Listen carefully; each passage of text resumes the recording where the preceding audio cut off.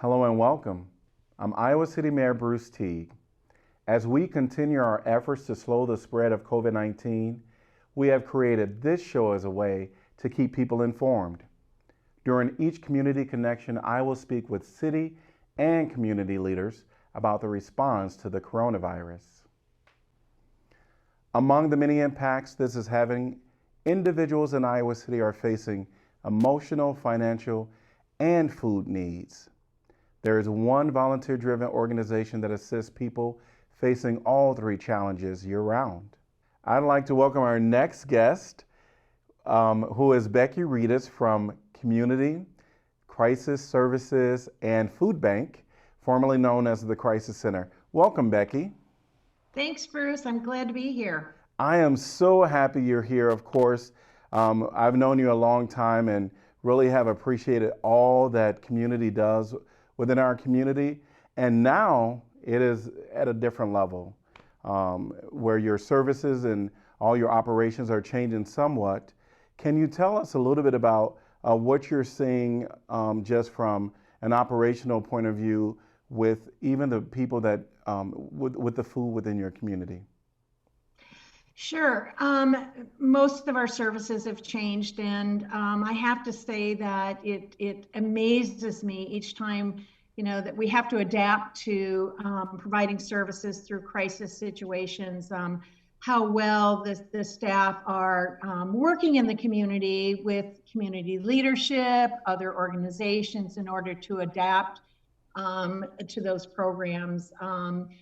I think one of the benefits is that we are a relatively small nonprofit, and adapting, the smaller you are, I think it's easier for us to adapt, and also that we've been through some large crises before and some smaller disasters in our community, but this one is like anything I think we could have ever prepared for. Absolutely. Yes, and even with that preparation, did you ever anticipate that you would be preparing for something like this where you wouldn't have people coming to the crisis center to kind of get items?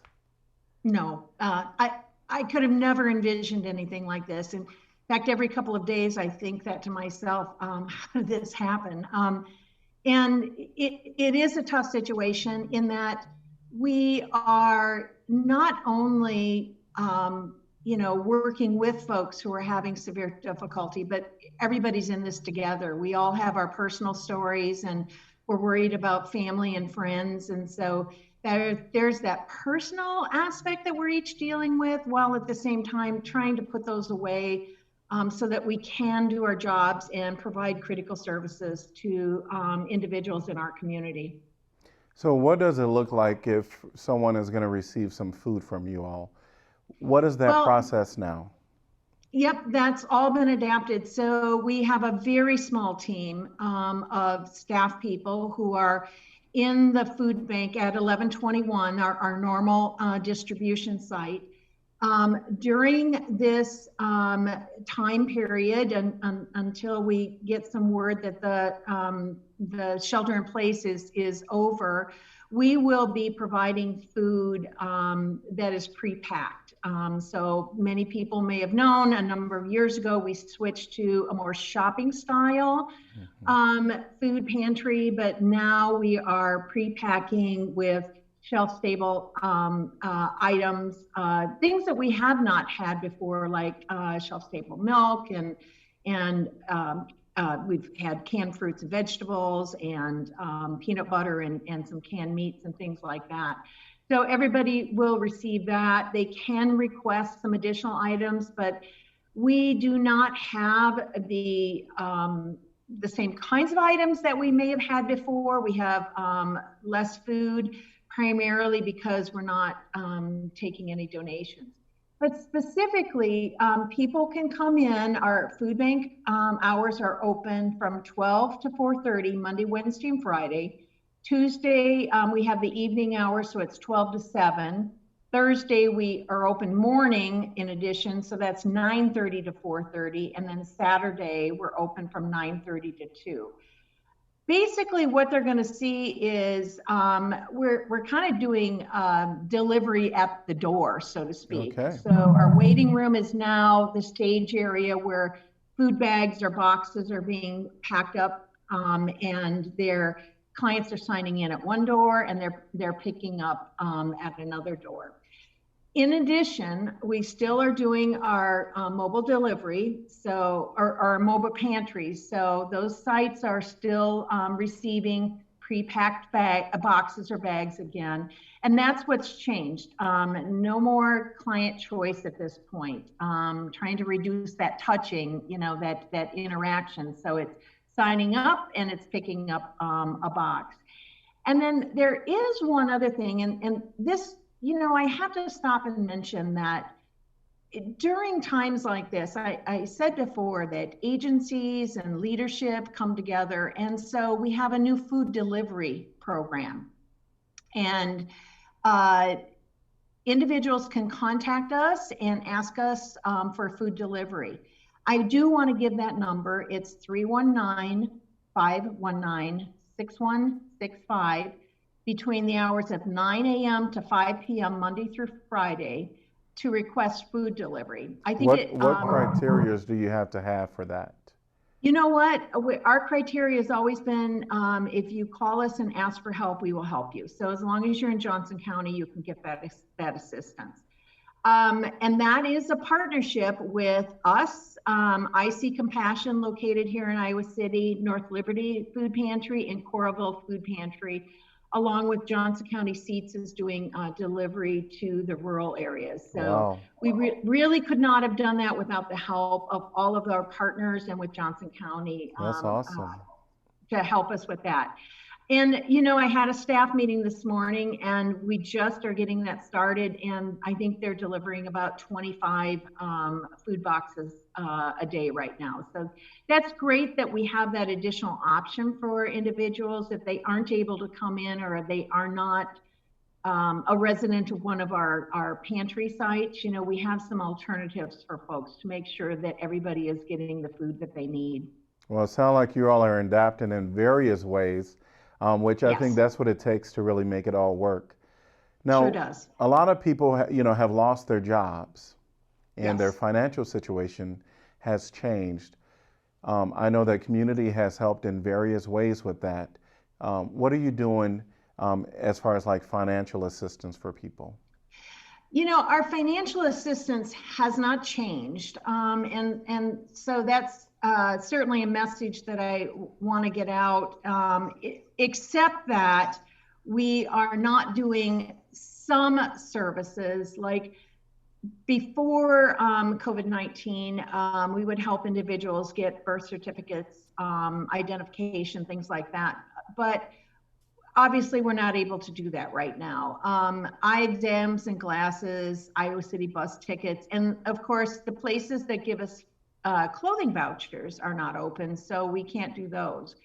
However, individuals can still contact us for housing and utility assistance. The rules really have not changed. Again, resident of Johnson County, there are no income guidelines for that. So if somebody is having difficulty because you've recently lost your job and you have never before contacted us for help, we encourage you to contact us for some assistance. We can help. All individuals coming to us could be helped up to a couple of times a year, about $100 an assist. I should mention that program is really made possible through the contributions of individuals, through the common fund that comes from local churches, through other individuals. So ways in which people can help us be able to meet that need for financial assistance is, through donating to the basic needs program so that we can continue to offer that financial assistance to individuals. When I say it has not been expanded, there's because of COVID-19, there's no additional support. So we're not handing out any additional kind of disaster relief at this time.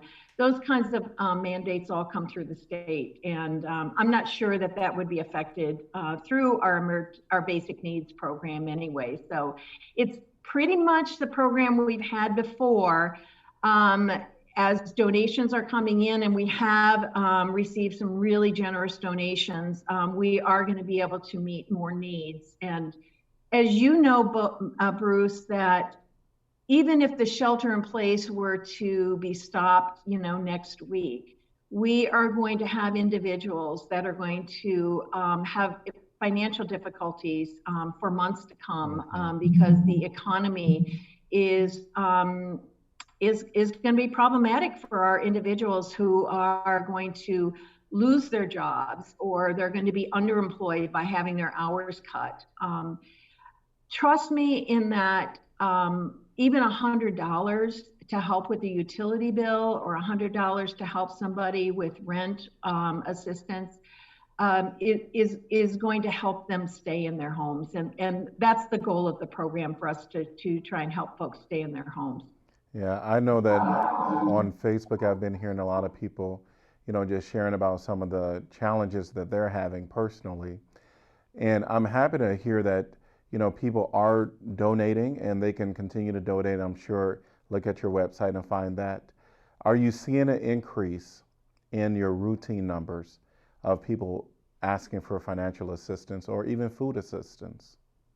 Yes, it started out a little bit slow. So this is a little bit different of what we've seen prior disasters, where the numbers go up right away. But started a little bit slow, and I think that was kind of out of fear, to tell you the truth.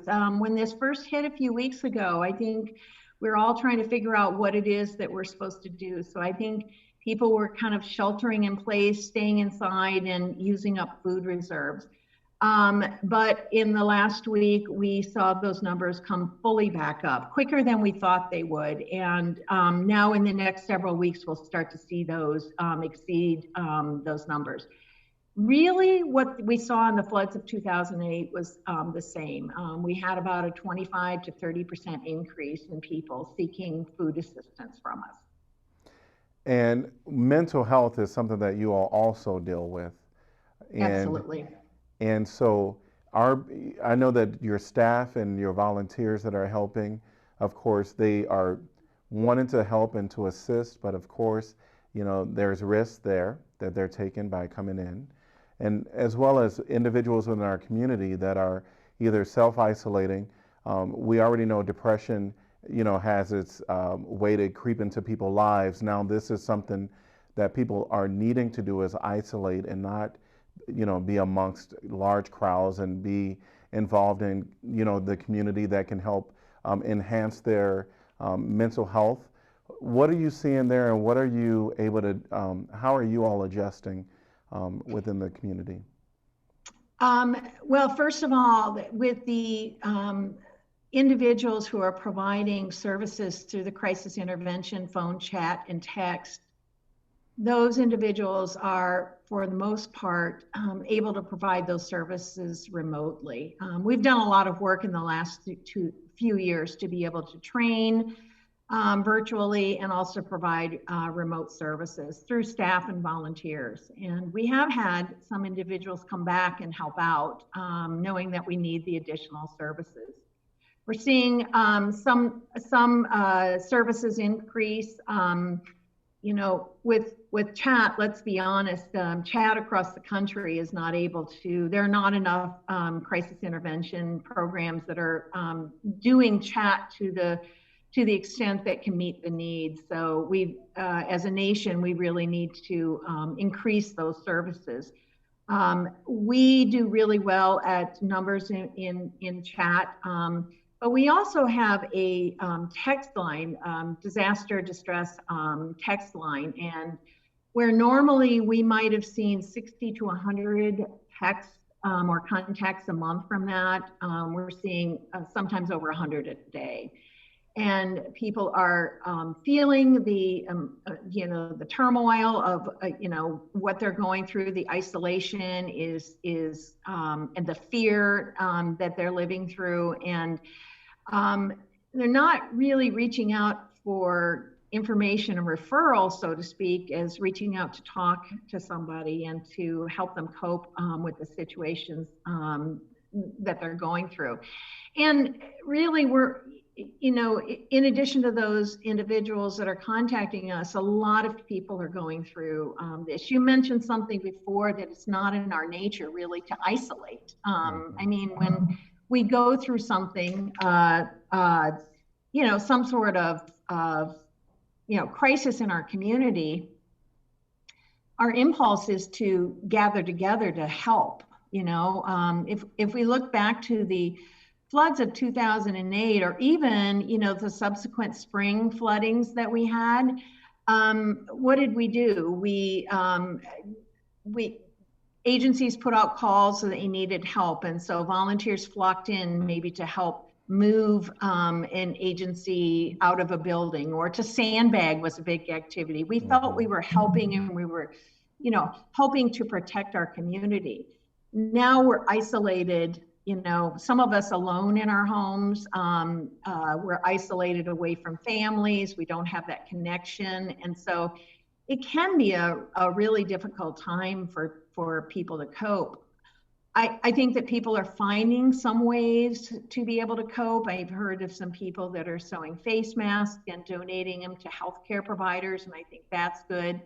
I'm waiting for the unicorn and the dinosaur to be roller skating down my street. I'd like to see them, but I got in my car a little while ago just to go pick up something. I do drive-by drops, so they'll toss stuff in my car for me if I need it. And 3 cars went down my street, and they had signs painted on their cars about "Hello, we're here for you," and it was kind of nice, and I was waving. So I think it's really easy to get overwhelmed by anything. We allow our thoughts to kind of drift off, and we start thinking about worst case scenarios. And I think, because we're having more, even though we're trying to stay busy and we're having more downtime than normal, I think we have to remember that focusing on the good, focusing on something that takes our mind off of it, being able to watch trustworthy news sources, picking out the good, as we look at the numbers of people who are being, tested positive, we might look at the numbers of people who are not, or the number of individuals who have recovered, while at the same time we're grieving the loss of the loss of life that's happening in these communities.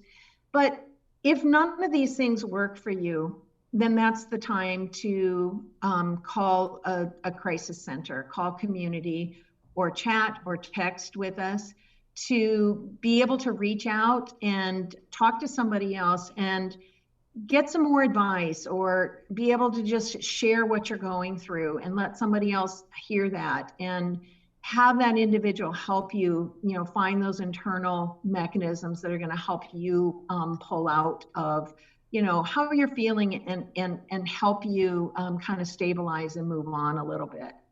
Well, I have my own personal story about how Yes, the community has helped me in my time of distress. And so, again, anybody out there that is having difficulties, I would encourage them to reach out to CommUnity, because literally, I have to say, you all helped save my life. The other thing that as I was listening to you, I know that a lot of people have anxiety about, looking at the news and all the sources.